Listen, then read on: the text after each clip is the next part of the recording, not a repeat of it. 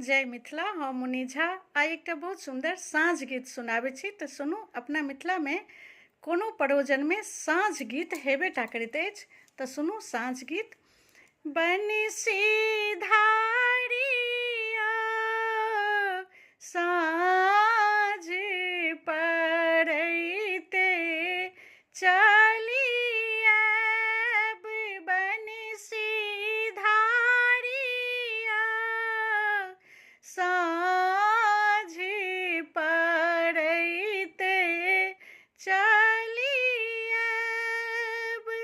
कथी के दीप कथी सुति बाती, बंसी धारिया साँझ पड़ैते चली आयब, बंसी धारिया साँझ पड़ैते चली आयब।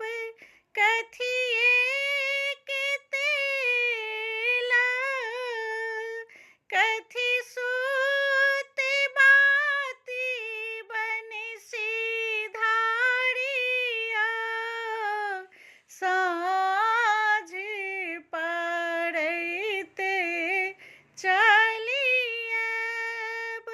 सोना के दीप पट सुति बाती, बंसी धारिया सरिसों के तेल जरैब, बंसी धारिया सरिसों के तेल जरैब, बंसी धारिया साँझ पड़ैते चली आयब।